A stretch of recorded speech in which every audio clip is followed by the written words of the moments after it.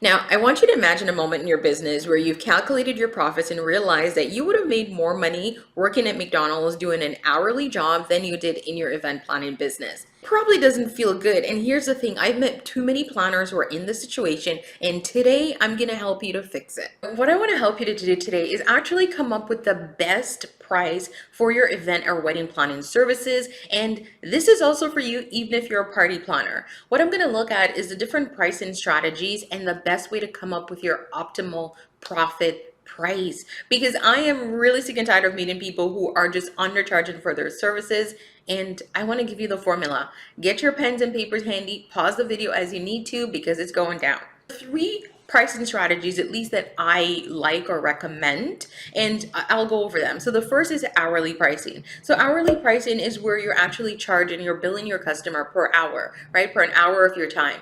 Now, this pricing strategy will work in some situations, not in all. For example, if you're a wedding planner and you're working with a couple over time, you're planning their wedding from beginning to end, hourly pricing might not be the best option for you, because now you're going to be charging them for every single hour that you're working on their project. For you, a different pricing might be the option.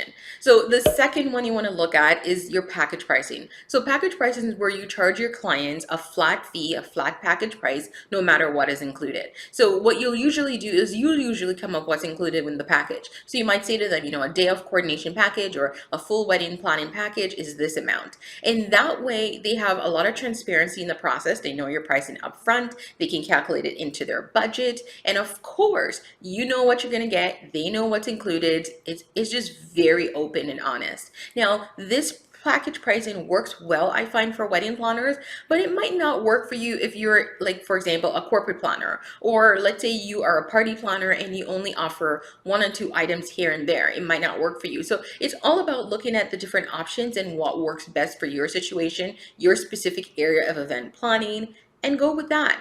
Now that brings me to number 3, which is percentage pricing. Now this is one that I personally used to use because I was a corporate planner, and the reason why I love this one is because it works really well for me when I'm working with corporate clients. Because here's the thing, unlike say a wedding planning client, with a corporate client I can say, okay, well, my fee is say 15% of the total event budget. Now as they increase the budget, my fee increases. For a wedding planning client, that might not be ideal. They might not want to say, okay, if I increase the budget and I use a bigger venue that's more expensive, your fee increases, right? So think about it, think about how it works for you. For me as a corporate planner, the percentage works. For package pricing, wedding planners might want to look at that. For hourly pricing, you might want to look at it if you're doing kind of one-off events, if you're doing just single things for different people that you're planning events for, but you're not doing the full event, right? So look at the different options, think about what works for you. But those are the 3 that I highly recommend. Of course, there are others. There are others like, cost plus pricing, all these different things. But these are the 3 that I'm going to base it and work from. And let's go. So what I'm going to talk about today is how you can actually come up with your best price. So a lot of the times when I meet planners and they're not charging what they should be charging, a lot of it comes from they don't actually know the pricing structure. And that, from what I mean by that, is they don't know their cost. They don't know what's included. They don't include certain things that should be, like their time. None of it is included. So here's what I'm going to do for you. I want to break down 4 things that you want to include in your pricing so that you can come up with the best price no matter what service you're charging. First thing is your cost.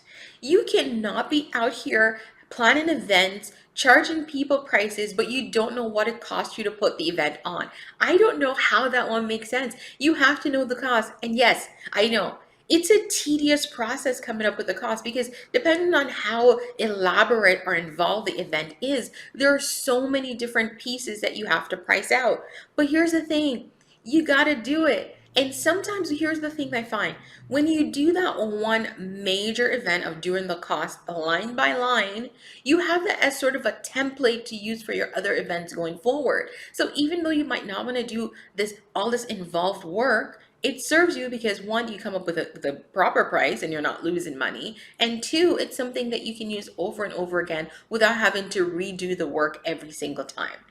So think about when you meet with a client, think about what they need, what they want from you, and go over everything line by line when you're doing your calculation. This doesn't need to be done with the client. So what you want to do is you want to, let's say they say, you know what, I want to have a small reception. I want, flowers on the table. I want a nice backdrop on the stage. I want to have a DJ. I want catering. It needs to be in this venue. I haven't booked the venue, like all these things. Go line by line, outline the cost, and calculate it.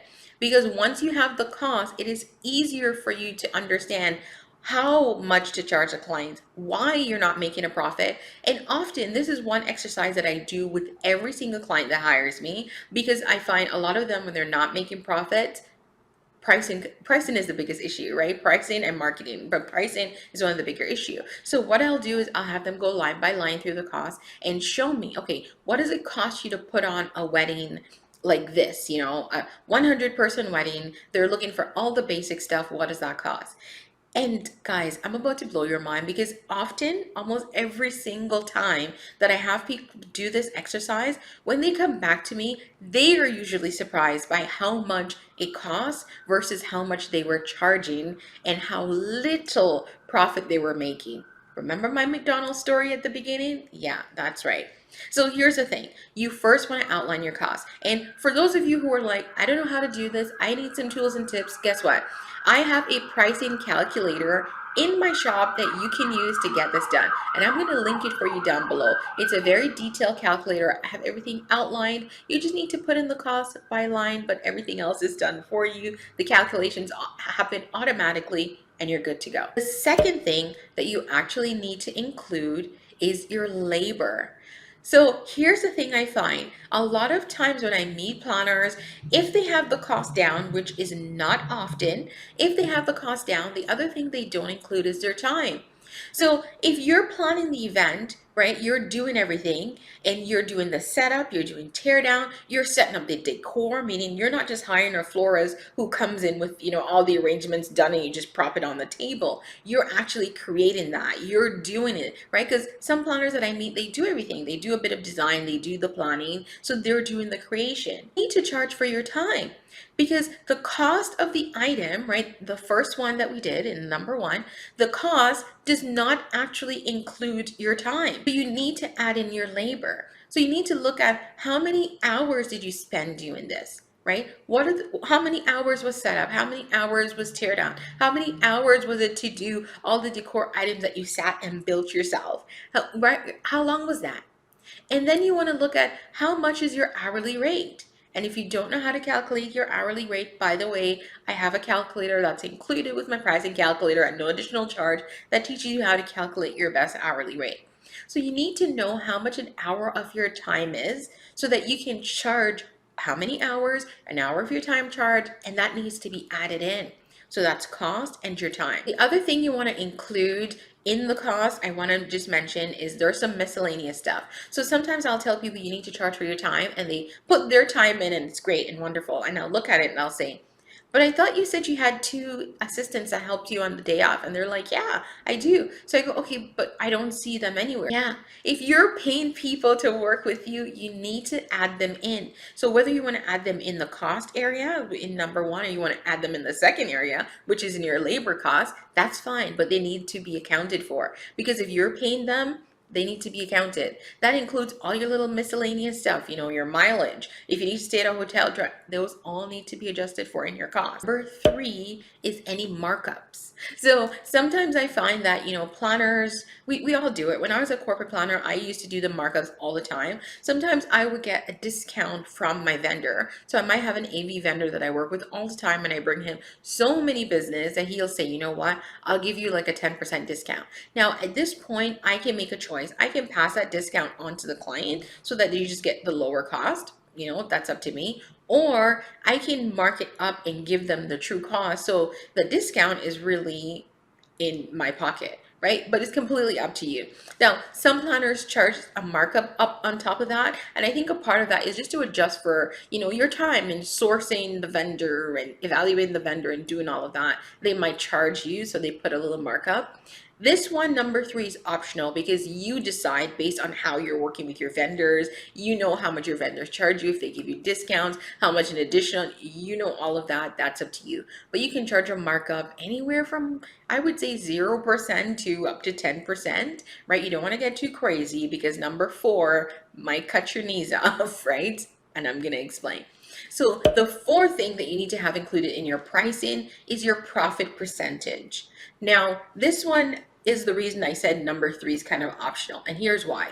So when you do an adjustment for your labor and your cost, all of that will basically give you just your hours. So look at it this way. So if you say to the client, you know, the price is going to be everything that the event costs, plus, you know, these 8 hours of my time that I use to plan it, and then you charge them that, all you've basically charged is for an 8-hour workday. That does not capture your creativity. It does not capture your design work. It does not capture all the time you spent, you know, conceptualizing the event, the theme, how everything should be. All of that, none of that gets captured.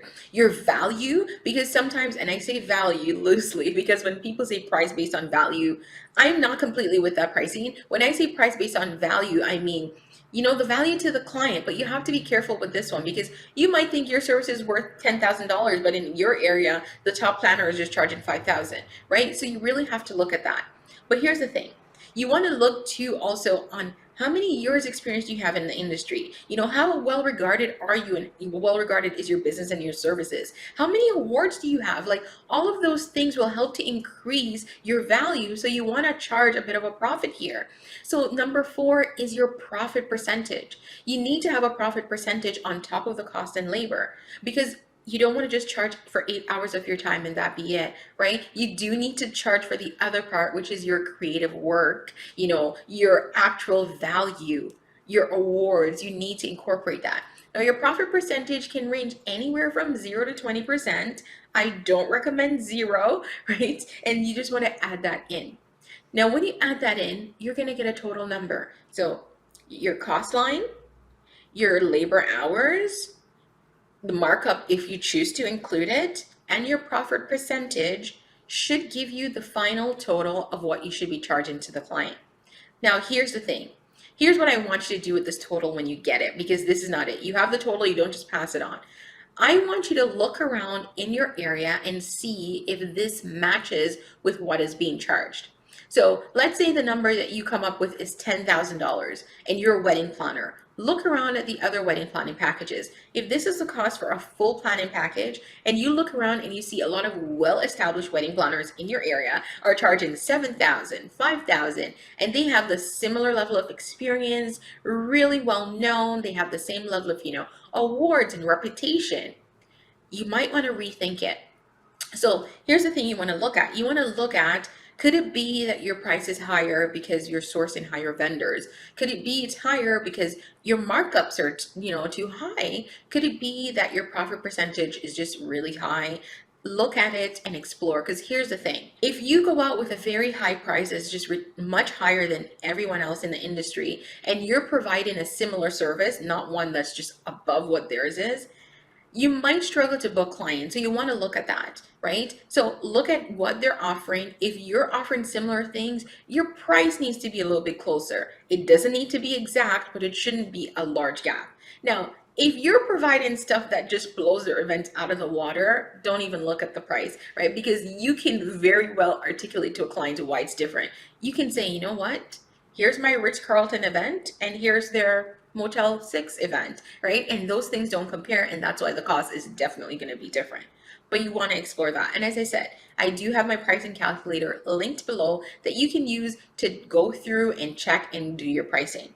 Now, of course, for wedding planners, eventually you don't want to keep doing this over and over again. You actually want to develop a package price based on this. So if you know that, you know what, when I calculate all this and it looks basically the same event to event with tweaks here and there, it runs about, you know, $7,000. You want to then eventually come up with a package price for full event planning, partial event planning, day of coordination, whatever that is, and have that be your package price. Then if clients are looking for things above and beyond what your package includes, you just do add-ons to that price, but at least to give them some transparency. I hope this was helpful. I want you to go through the video, and if you have questions, drop them below, because pricing is so important. I don't want you to get it wrong, and I don't want you to be out here undercharging, because you're spending so much time. You guys are so skilled, so creative, and you definitely need to be compensated well for that. Now, please hit that subscribe button if you'd like to see more videos like this one week after week.